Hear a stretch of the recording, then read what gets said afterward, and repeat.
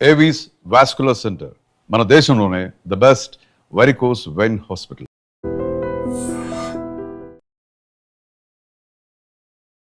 నమస్తే, welcome to iDream media. నేను మీ రుద్దం శ్రీనివాస్.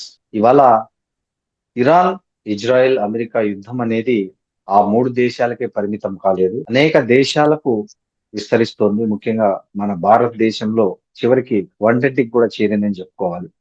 ఇప్పుడు ఎక్కడ చూసినా కమర్షియల్ గ్యాస్ ప్రాబ్లం వల్ల కావచ్చు, ఏదైనా కావచ్చు, హోటళ్లలో చాలా మెను మాయమైన పరిస్థితి చూస్తున్నాం.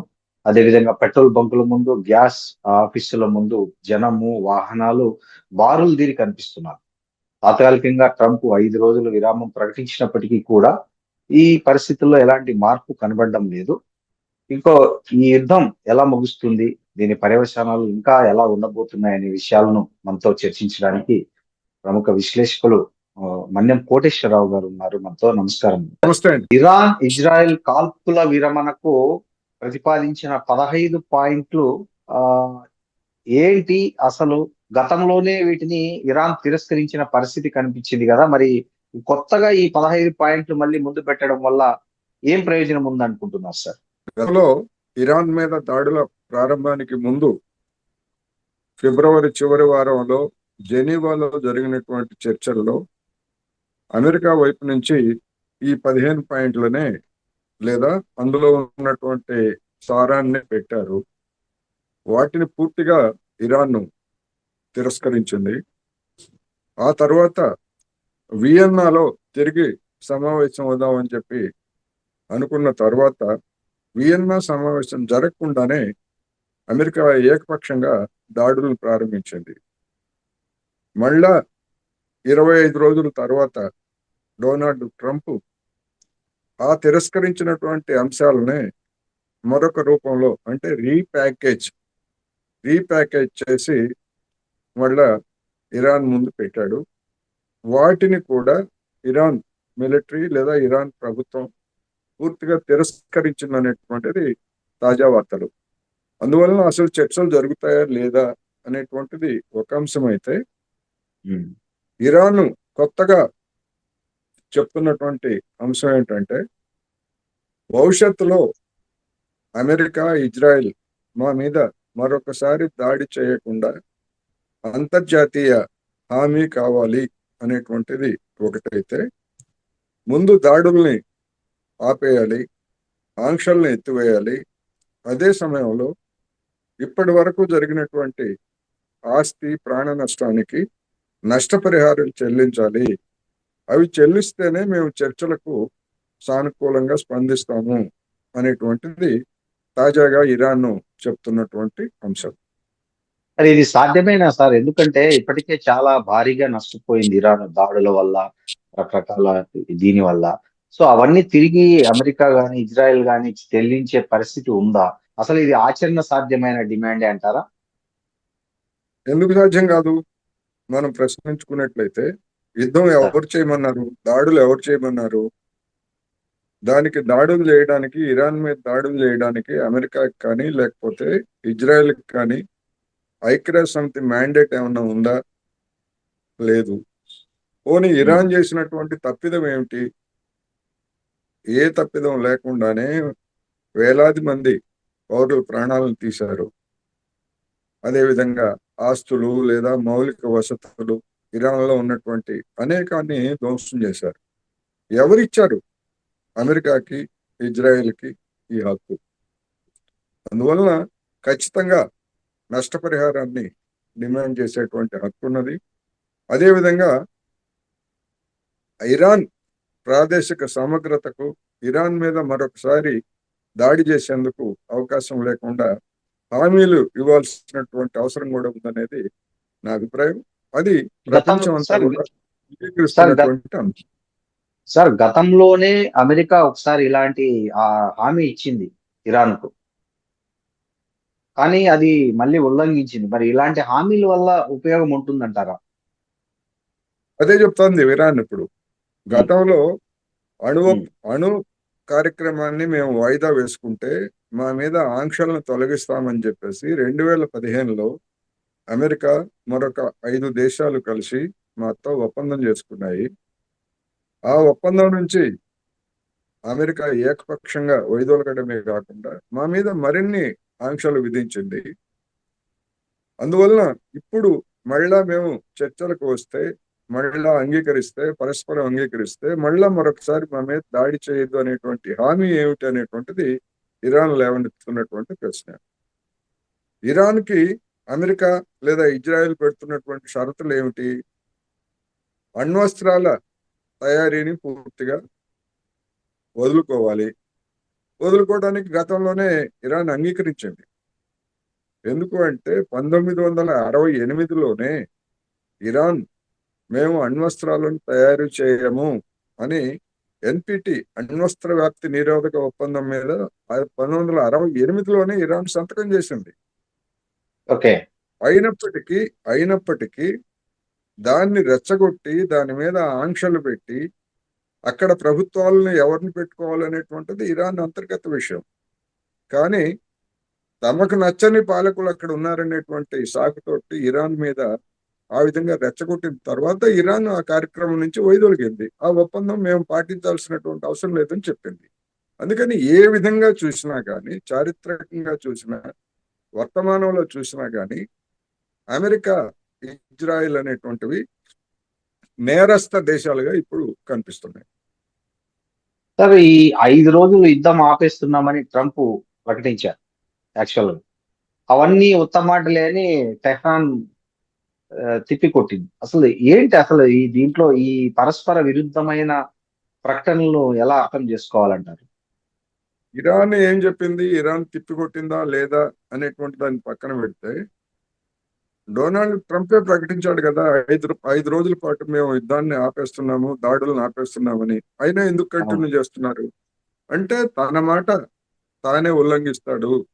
అటువంటి వ్యక్తితోటి మేము ఏ విధంగా ఒప్పందం చేసుకోవాలనేది ఇప్పుడు ఇరాన్ అడుగుతున్నటువంటి ప్రశ్న. అందుకని డొనాల్డ్ ట్రంప్ ఒక మాట మీద నిలబడేటువంటి వ్యక్తి కాదు. ఎప్పుడు ఏం మాట్లాడతాడో తెలియదు. యుద్ధం మేమే ప్రారంభించాం అంటాడు ఒక రోజు, ఇంకో రోజు రక్షణ మంత్రిని పక్కన కూర్చోబెట్టుకొని ఏమయ్యా నువ్వే కదా దాడులు చేద్దామని చెప్పిందని చెప్పేసి ఆ పీట్ హేగ్సేత్ మీద నెపాన్ని నెట్టడానికి బహిరంగంగానే ప్రయత్నించాడు కదా. అందువలన ఒక విశ్వసనీయత లేనటువంటి వ్యక్తి వాళ్ళ అమెరికా అధ్యక్షుడిగా ఉన్న తరువాత అతనితోటి ఒప్పందం ఏ విధంగా చేసుకుంటారు, గ్యారంటీ ఏమిటి అనేటువంటిది సమస్య.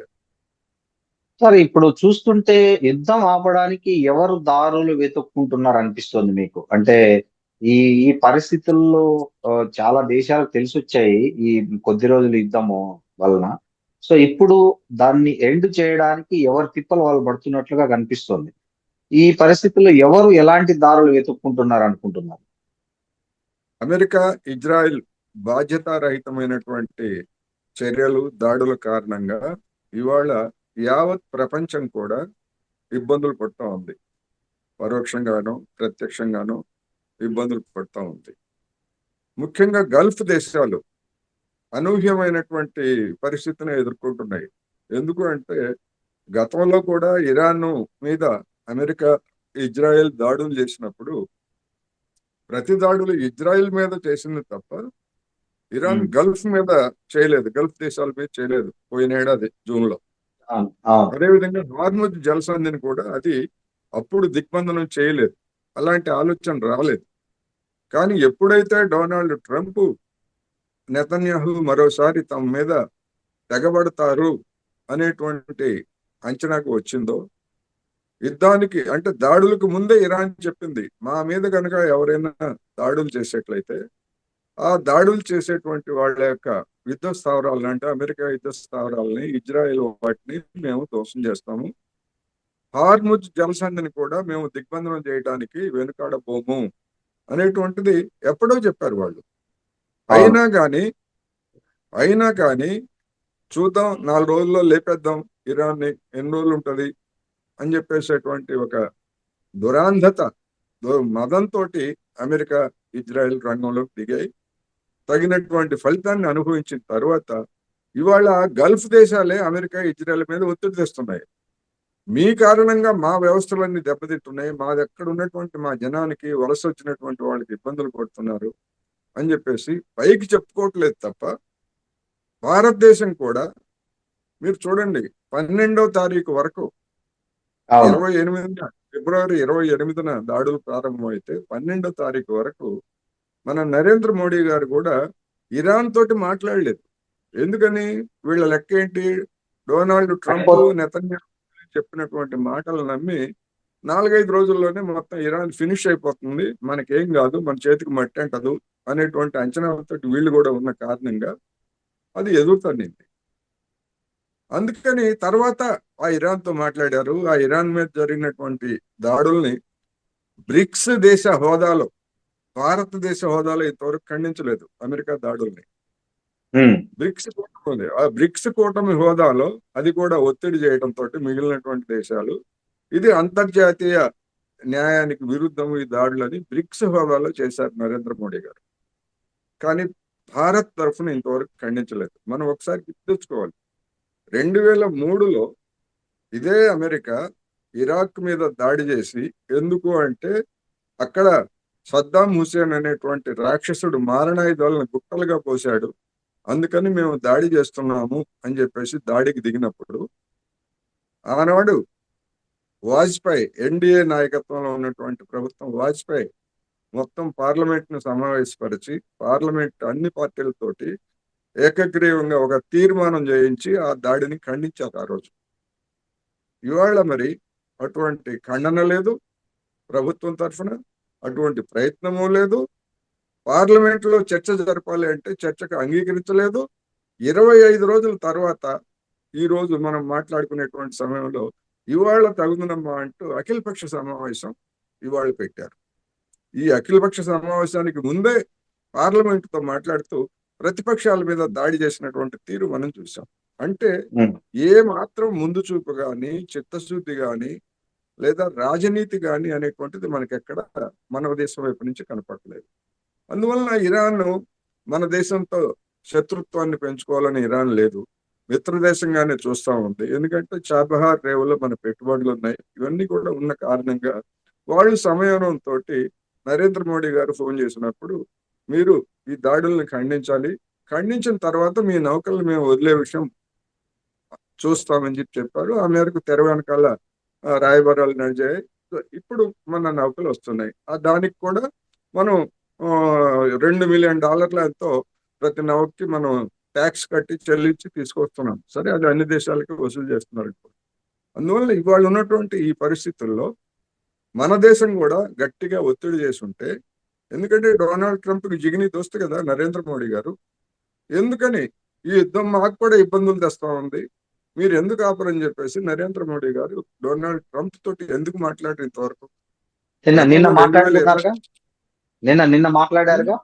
నిన్న మాట్లాడి కూడా యుద్ధం ఆపమని చెప్పలేదుగా. ఓకే. డొనాల్డ్ ట్రంప్ తోటి యుద్ధం ఆపమని చెప్పలేదు ఇంతవరకు. యుద్ధం ఆపండి, ఇది సరైనది కాదని చెప్పలేదు.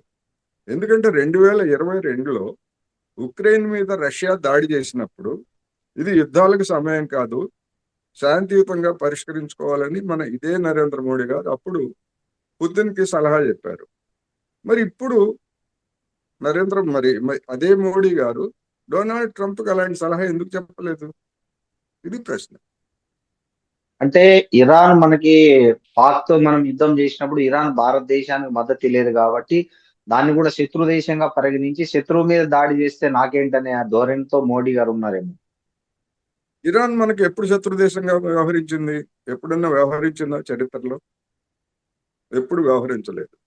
వీళ్ళు శత్రు దేశంగా వ్యవహరించింది అని చెప్పేటువంటి ఉదంతాలు ఏమిటి అంటే, ఆర్టికల్ 370 రద్దుని ఇరాన్ వ్యతిరేకించింది, ఇదే కారణం చెప్తున్నారు. మరి ఆర్టికల్ 370ని చైనా కూడా వ్యతిరేకించిందిగా. మరి చైనా తోటి మిత్రత్వం, ఇరాన్ తోటి శత్రుత్వం అనేటువంటిది కాదుగా. అదేవిధంగా గతంలో చరిత్రలోకి ఇంకొంచెం ముందు కనుక వెళ్ళేట్లయితే, మొన్న హత్యకు గురైనటువంటి అలీ ఖమేనీ నాయకత్వంలో ఉన్నటువంటి ఇరాన్ ఐక్యరాజ్య సమితిలో 1994లో ఒక చర్చ వచ్చింది. ఏమిటి? కాశ్మీర్లో మానవ హక్కుల్ని హరిస్తున్నారు, కేంద్ర ప్రభుత్వమే ఈ పని చేస్తున్నది అనేటువంటిది ఎవడు పెట్టాడు? అమెరికా పెట్టాడు. అమెరికా వాడు పెట్టాడు. అమెరికా వాడు పెడితే ఆ తీర్మానాన్ని అడ్డుకున్నది ఇరాన్. మరి దాన్ని పాజిటివ్ గా ఎందుకు చూడరు? ఆర్టికల్ 370 రద్దును విమర్శించారని శత్రుత్వం అవుతుందా?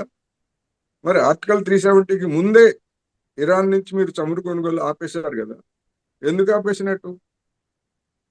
అందుకని ఇవన్నీ కూడా ఏంటంటే కొన్ని సాకులు, అమెరికాకి మద్దతు ఇవ్వడానికి లేదా అమెరికాను సంతుష్టీకరించడానికి కొన్ని సాకులు తప్ప ఇరాన్ మన అంతర్గత వ్యవహారాల్లో జోక్యం చేసుకోలేదు. దాని పాటున అది ఉన్నది. అందుకని మన వైఖరిని ఏమిటనేటువంటిది మనం తెలుసుకోవాలి. ఇక ప్రధానమైనటువంటి అంశానికి వస్తే, ఇరాను అదేవిధంగా అమెరికా మధ్య ఇప్పుడున్నటువంటి పరిస్థితుల్లో ఎవరు వెనక్కు తగ్గేటువంటి పరిస్థితి కనబట్టలేదు. అనివార్యంగా కొద్ది రోజుల తర్వాత అయినా కానీ అమెరికా వెనక్కు తగ్గటం మినహా మరొక మార్గం లేదనేది నా అభిప్రాయం. సార్, ఈ నవంబర్ లో జరిగే అమెరికా పార్లమెంటు మధ్యంతర ఎన్నికల్లో ఈ యుద్ధం ప్రభావం ఎలా ఉండబోతుంది? ఎవరికి అనుకూలంగా ఉండే అవకాశాలు ఉన్నాయి? ఇవాళ తాజాగా వచ్చినటువంటి వార్తల ప్రకారం డొనాల్డ్ ట్రంప్ పలుకుబడి అమెరికాలో ఇంకా పడిపోయింది. ఈ ఇరాన్ మీద దాడులకు ముందున్నటువంటి అప్పటికే తగ్గిపోయింది, ఇప్పుడు ఇంకా పడిపోయింది అనేటువంటి వార్తలు వచ్చాయి.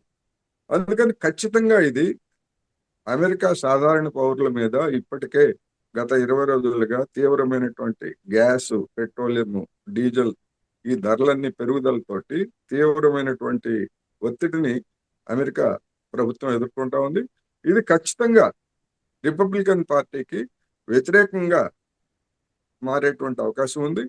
ఆ మధ్యంతర పార్లమెంటరీ ఎన్నికల్లో కనుక ట్రంప్ మెజారిటీ కనుక కోల్పోయేట్లయితే మిగిలినటువంటి పదవీ కాలం అంతా కూడా ట్రంప్కి అడుగు అడుగున డెమోక్రటిక్ పార్టీ వాళ్ళు అడ్డు తగిలేటువంటి అవకాశం అయితే కనిపిస్తున్నది.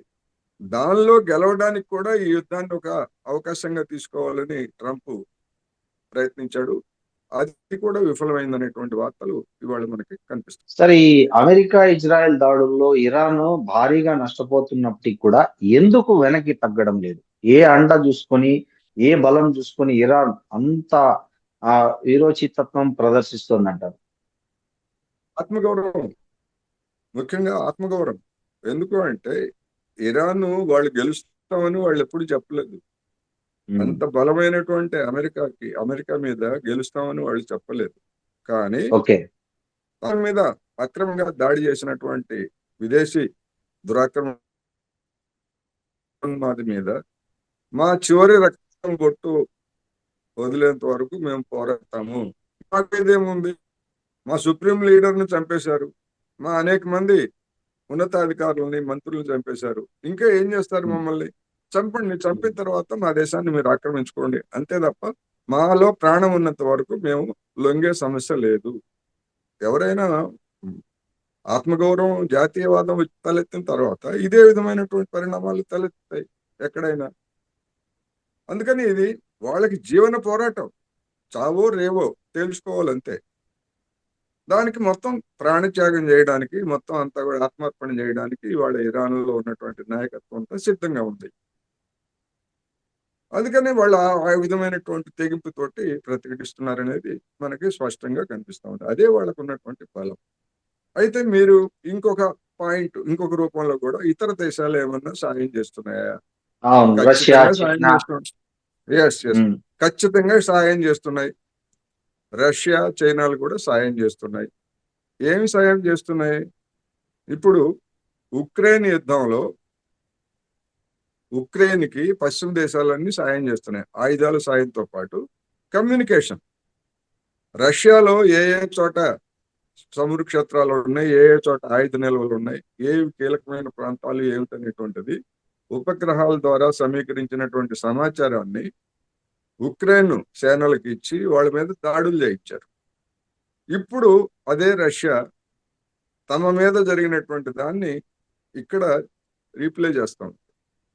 వాళ్ళకు ఉన్నటువంటి ఉపగ్రహ సమాచారంతో మొత్తం అమెరికా యొక్క అసెట్స్ ఎక్కడ ఉన్నాయి, అమెరికా విమానాలు ఎటు నుంచి ఎటు బయలుదేరుతున్నాయి, నావలు ఎక్కడ ఉన్నాయి, ఇజ్రాయెల్ కదలికలు ఏమిటి అనేటువంటివన్నీ కూడా ఇరాన్కి అందజేస్తున్నది. ఆ అందజేస్తున్న కారణంగానే ఇరాన్ చావు దెబ్బలు తీస్తూ ఉంది టార్గెట్ చేసి. మరి అదే విధమైనటువంటి సేవలు చైనా కూడా అందిస్తూ ఉంది. చైనా చైనాకి సంబంధించినటువంటి ఒక కంపెనీ పోయిన ఏడాది ఇరాన్లో ఉన్నటువంటి జిపిఎస్ వ్యవస్థని అమెరికా, ఇజ్రాయెల్ ధ్వంసం చేశాయి. ఇప్పుడు ఆ తర్వాత చైనా జిపిఎస్ వ్యవస్థని ఇరాన్ అడాప్ట్ చేసుకొని దాన్ని వినియోగిస్తాం.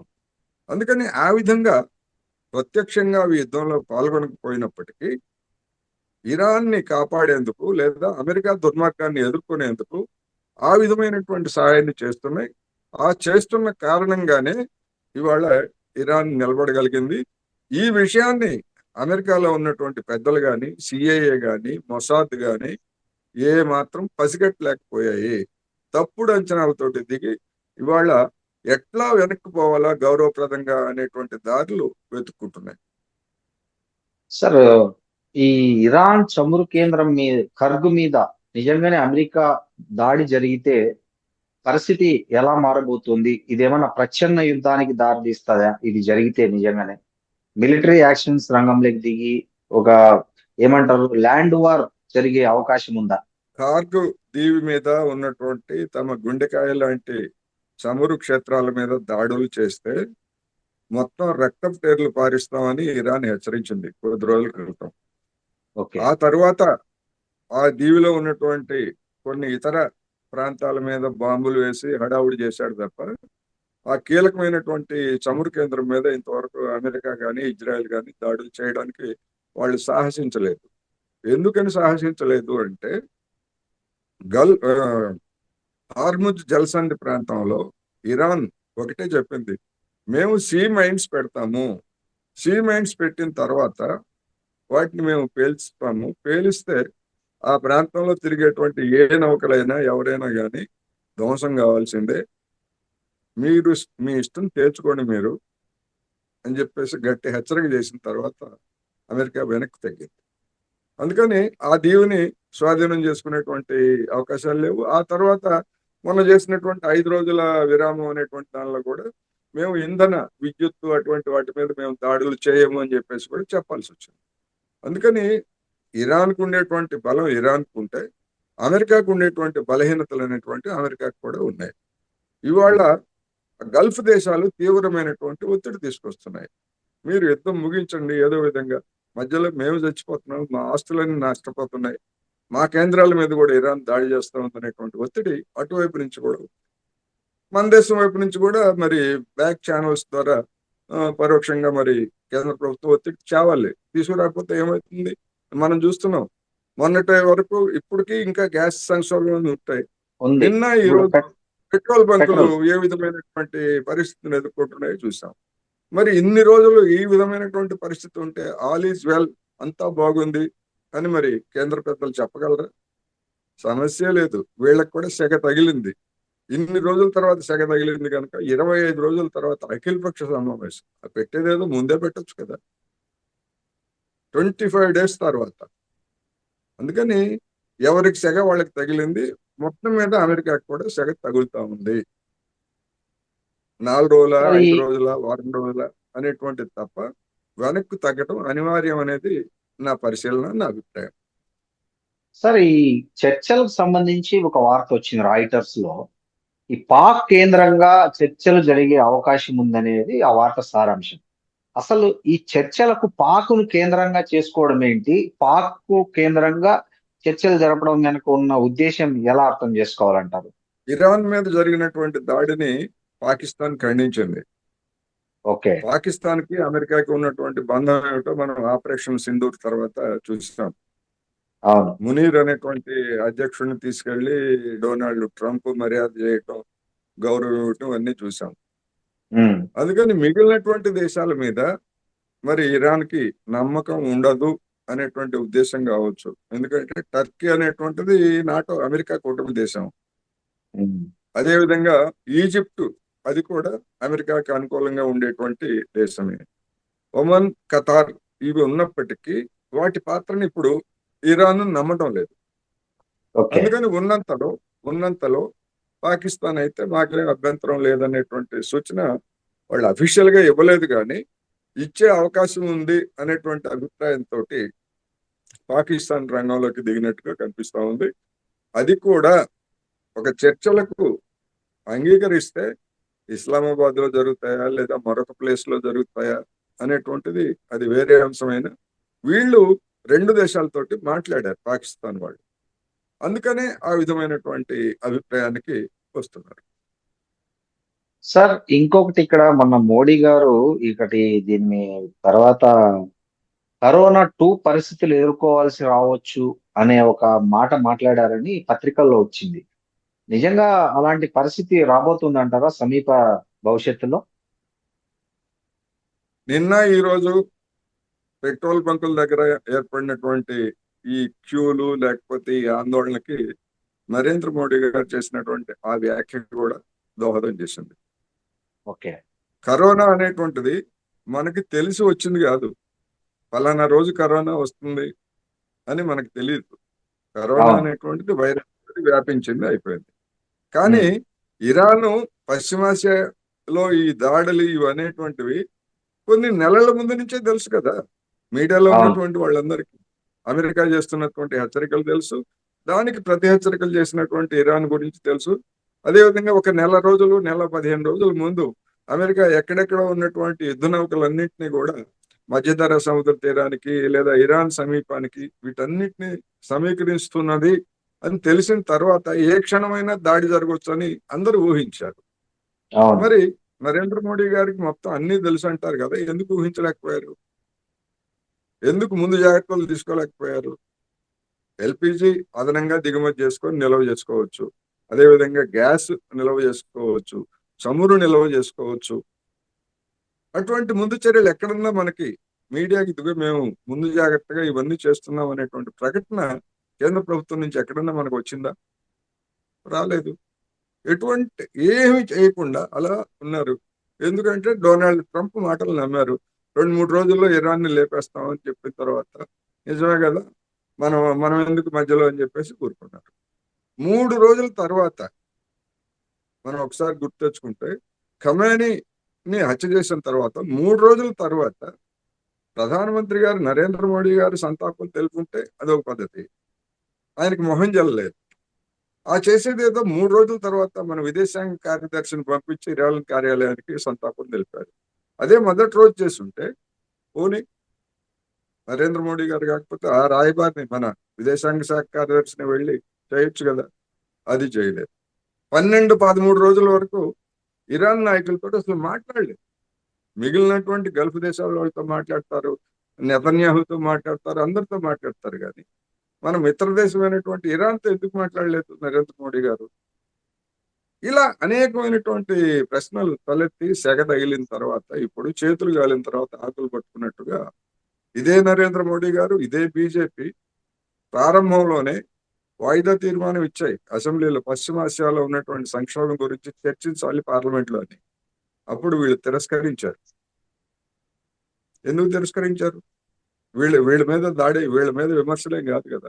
పశ్చిమాసియాలు ఇప్పుడు కరోనా అంతటి తీవ్రమైనటువంటి పరిస్థితి అని చెప్పినటువంటి నరేంద్ర మోడీ గారికి మరి 20 రోజుల క్రితం పార్లమెంట్ లో చర్చిద్దామంటే అప్పుడు ఎందుకు తిరస్కరించారు? ఇప్పుడు ఆ మాట మాట్లాడటమే ఇవాళ ఈ పానిక్ కి ఒక కారణమైంది. అందుకని పెద్దలుగా ఉన్నటువంటి వాళ్ళు, ముఖ్యంగా బాధ్యతాయుతమైనటువంటి స్థానాల్లో ఉన్నటువంటి వాళ్ళు ఏ మాట మాట్లాడితే దాని పర్యవసానాలు ఎట్లా ఉంటాయో అనేటువంటిది ఎరక్కపోతే ఏం జరుగుతుందో ఇప్పుడు మనం చూస్తాం. సార్ ఒకవైపు మీరు అన్నట్లు ఎక్కడికక్కడ ప్రజలు గ్యాస్ వల్ల తర్వాత పెట్రోల్ బంకుల ముందు పడిగాపులు గంటలు గంటలు రోజులకు రోజులు పడిగాపులు కాస్తుంటే ఇప్పటికీ కేంద్రంలోని మంత్రులు బండి సంజయ్ లాంటి వాళ్ళు కానీ కేంద్ర మంత్రులు కానీ చెప్తున్నది ఏంటంటే దేశంలో ఎక్కడ కూడా ఫ్యూయల్ షార్టేజ్ లేదు, గ్యాస్ షార్టేజ్ లేదు, అన్నీ ఉన్నాయి, కరెక్ట్ గా ఉన్నాయి. మీరే అత్యాశకు పోతున్నారు. 100 రూపాయలు పట్టించుకోవాల్సిన వాళ్ళు కూడా ఫుల్ ట్యాంకులు చేయించుకొని దానివల్ల కృత్రిమ కొరత ఏర్పడుతోంది. కొంతమంది పెట్రోల్ బంక్ యజమానులు అమౌంట్ ఐ మీన్ పెట్రోల్ కంపెనీలకు అమౌంట్ కట్టకుండా అప్పుకు అడుగుతున్నారు కాబట్టి అట్లాంటి చోట పెట్రోల్ బంకులు నో పెట్రోల్ అని బోర్డులు పెట్టాల్సి వస్తుంది అనేటువంటి ఒక ప్రకటనలు విడుదల చేస్తున్నారు. ఇది ఇది అదేదో వాస్తవ పరిస్థితి ఏమో ఇలా ఉంటే వాళ్ళ ప్రకటనలు అలా ఉన్నాయి. నిజంగా మన దేశంలో సమర్థవంతంగా ఉన్నాయా నిల్వలు? ఆ కొరత ఉండబట్టే కదా జనం రోడ్డుకి పడిగాపులు వస్తున్నది అనేది సామాన్యుడి ఆలోచన. యా. బండి సంజయ్ గారి పూర్తి ప్రకటన నేను చూడలేదు, మీరు చెప్తున్నారు కనుక నిజంగా ఉమ్, ఆ విధంగా చెప్పుంటే అది అత్యంత బాధ్యతారహితమైనటువంటి ప్రకటన. ఎందుకు అంటే వారం రోజుల క్రితమే టీవీల్లో జరిగినటువంటి చర్చల సందర్భంగా పెట్రోల్ బంకుల డీలర్లు మాట్లాడుతూ ఆకస్మికంగా కేంద్ర ప్రభుత్వం ఒక నిర్ణయం తీసుకున్నది. ఏమిటి ఆ నిర్ణయం అంటే, గత కొన్ని దశాబ్దాలుగా పెట్రోల్ బంకులకి సరఫరా చేసేటువంటి పెట్రోల్ డీజిల్ కి తర్వాత చెల్లించే విధంగా ఒప్పందాలు అంటే అవగాహన ఉన్నది. దానికి భిన్నంగా ఇప్పుడు ఎట్లా వినియోగదారులు ఎట్లాగైతే ముందు డబ్బు చెల్లించి పెట్రోల్ కొనుక్కోవాలి అని చేసినటువంటి నిబంధన ఉన్నదో, మాకు కూడా అలాంటి నిబంధననే పెట్టారు. ఆ పెట్టినందువల్ల మేము కొన్ని లక్షల రూపాయలు ఇప్పటికిప్పుడు సమకూర్చుకోవాలంటే అది సాధ్యమయ్యేటువంటిది కాదు అని వారం రోజుల క్రితమే నేను ఇతరులు పాల్గొన్నటువంటి ఒక డిస్కషన్ లో చెప్పారు. ఎవరికైనా కాస్త బుర్ర, కామన్ సెన్స్ ఉన్నటువంటి అధికార యంత్రాంగం ఇటువంటి సంక్లిష్టమైనటువంటి పరిస్థితుల్లో ఒకవేళ మీరు అటువంటి నిబంధనని అమలు జరుపుకుంటే సాధారణ పరిస్థితులు ఉన్నప్పుడు ఆ డీలర్లతోటి వాళ్ళ అసోసియేషన్లతోటి చర్చించి ఇంకా మీకు రా మామూలు ఈ సైట్ అంటారు కదా, కొద్ది రోజులు గ్యాప్ తో అటువంటి విధానం ఉండదు, మీరు డబ్బు చెల్లించాలి అనేటువంటిది ముందే మాట్లాడుకోవాలి. కానీ అవును. ఆల్ ఆఫ్ ఏ సడన్ ఇంత సంక్షోభం ఉన్నటువంటి సమయంలో ఇది రోళ్లకర నిబంధనలాగా అమలు జరిపితే ఏం చేస్తారు? కొంతమంది బంకుల యజమానులు డబ్బులు లేనటువంటి వాళ్ళు నో స్టాక్ అని పెట్టేశారు. ఎవరు కారకులు దీనికి? బంకుల యజమానుల, కేంద్ర ప్రభుత్వం? అందుకని ఇర్రెస్పాన్సిబుల్ అధికార యంత్రాంగం ఇర్రెస్పాన్సిబుల్ గా ఉంది. వాళ్ళని పర్యవేక్షించాల్సినటువంటి అధికార యంత్రాంగం అంతకంటే ఇర్రెస్పాన్సిబుల్ గా ఉంది. గ్యాస్ విషయంలో 25 రోజుల పాటు బుక్ చేయడానికి వీల్లేదని చెప్పింది ఎవరండి? వీళ్ళే కదా, కేంద్ర ప్రభుత్వమే అవును. కదా. అవును. గ్రామీణ ప్రాంతాల్లో 45 రోజుల పాటు బుక్ చేయడానికి వీల్లేదని చెప్పింది ఎవరు? కేంద్ర ప్రభుత్వమే కదా.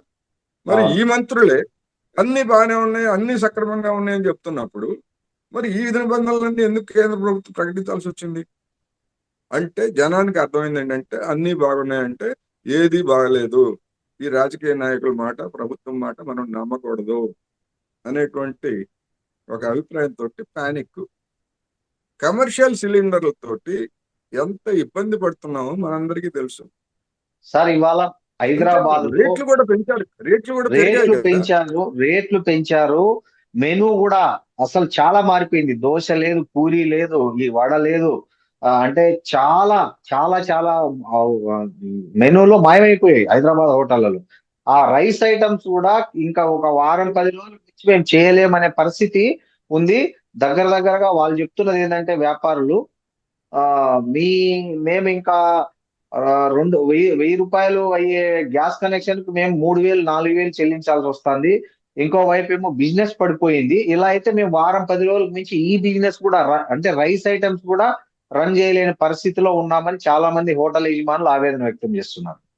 ఇంత పరిస్థితి ఘోరంగా ఉంది ఒకవైపు. ఉమ్, పరిస్థితి ఇంత ఘోరంగా ఉన్నప్పుడు ఏమీ కొరత లేదని చెప్పేసి ఎట్లా చెప్తారండి కేంద్ర మంత్రులుగా ఉన్నటువంటి వాళ్ళు? బాధ్యత జనంతో రాహిత్యం. సంబంధం ఉండి జనం పట్ల లేదు, బాధ్యత ఉన్న వాళ్ళు ఎట్లా చెప్తారు? బాధ్యత కాదు. అంత నిజంగా సంబంధం లేకపోతే ఆయన వచ్చి నిలబడాలి.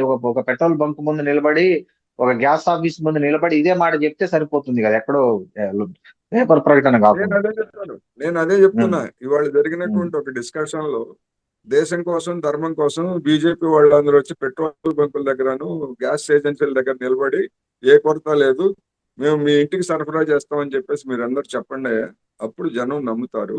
అలా కాకుండా అంతా బాగానే ఉంది, ఈ ప్రతిపక్షాలు లేకపోతే నరేంద్ర మోడీని విమర్శించేటువంటి వాళ్ళు ఇలాంటి ఆరోపణలు చేస్తున్నారు, జనంలో అపోహలు సృష్టిస్తున్నారని చెప్పి మీరు ఏడవటం కాదు.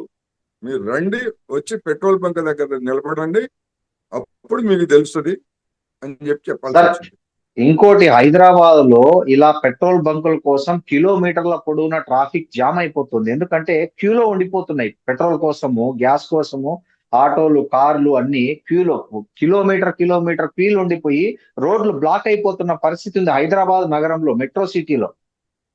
పరిస్థితి ఇంత కళ్ళకు కట్టినట్టు మొత్తం పోలీసులంతా పెట్రోల్ బంకుల దగ్గర ట్రాఫిక్ ను స్ట్రీమ్ లైన్ చేసే డ్యూటీలో ఉన్నారు ఇవాళ నిన్నటి నుంచి హైదరాబాద్ లో పరిస్థితి. ఇది ఇది ఇలాగే అదే కదా కొనసాగితే ఇప్పుడు ఒక్క ఎన్ని రోజులు కొనసాగుతుందో తెలియదు. అవును. నా అభిప్రాయం ఏంటంటే చమురు కంపెనీలు బహుశా చమురు కొనుగోలు దిగుమతులను చేసుకోవడం ఆపేసాయనుకుంటున్నారు. ఎందుకు ఎందుకంటే అంటే బ్యారెల్ రేట్ పెరిగిపోయింది భారీగా. యా అదే చెప్పబోతున్నా. మన ఈ దాడులు ప్రారంభానికి ముందు ఫిబ్రవరి చివరి వారంలో మనం దిగుమతి చేసుకునేటువంటి ముడి చమురు ధర బ్యారెల్ $72-73 ఉంటే ఇవాళ మనం మాట్లాడుకునే సమయానికి $157 పెరిగింది. అవును. ఇంత ధర పెట్టి కొని మనం ఎందుకు సరఫరా చేయాలి అని చెప్పేసి బాధ్యతారహితంగా వీళ్ళు ఏమైనా కొనుగోలు ఆపేశారా అనేటువంటిది కూడా అనుమానించాల్సిందే. అవును. అంత ధర పెట్టి కొనుగోలు చేస్తే మరి ఆ వచ్చే నష్టాన్ని జనం మీద వేయాలి కదా. జనం మీద వేసేట్లయితే ఇప్పుడు 5 రాష్ట్రాల ఎన్నికల్లో బీజేపీ పని గోయిందా, మామూలుగానే అంతంత మాత్రంగా ఉంది. ఆ వచ్చేటువంటి సీట్లు కూడా పోతాయి. అందుకనే కేవలం పవర్ పెట్రోల్ మీద మాత్రమే పెంచి, అదేవిధంగా ఇండస్ట్రియల్ డీజిల్ మీద లీటర్కి ₹22 ఒక్కసారిగా పెంచారు. ఈ ఎన్నికలు అయిపోయిన తర్వాత మిగిలినటువంటి వాటి మీద కూడా ఖచ్చితంగా పెంచుతారు అనేది నేను స్పష్టంగా చెప్పదలుచుకున్నాను. సార్, మీకు తెలిసి ఈ యుద్ధం ఎలా ముగియబోతుంది అనుకుంటున్నారు? ఎంత కాలంలో ముగియబోతుంది అనుకుంటున్నారు? మనకి గతంలో కొన్ని అనుభవాలు ఉన్నాయి. ఉమ్.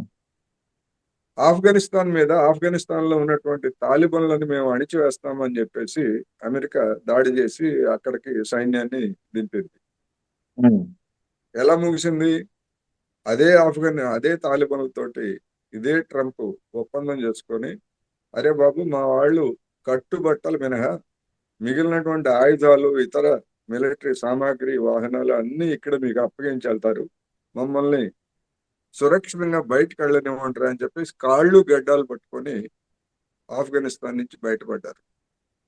ఇంకొక 50 సంవత్సరాల క్రితం ముందు మనం చూస్తే చరిత్రని, వియత్నాంలో దక్షిణ వియత్నాంను ఆక్రమించుకొని ఉత్తర వియత్నాం మీద, దక్షిణ వియత్నాం మీద మారణకాండ సాగించారు. ఇప్పుడు గాజాలో ఎట్లాగైతే ఇజ్రాయెల్ మారణకాండ సాగించిందో 1970 దశకంలో, అక్కడ కమ్యూనిస్టు గెరిల్లాల ధాటికి తట్టుకోలేక 1975లో దొరికిన విమానం, హెలికాప్టర్లను పట్టుకొని అమెరికా సైనికులు పారిపోయారు.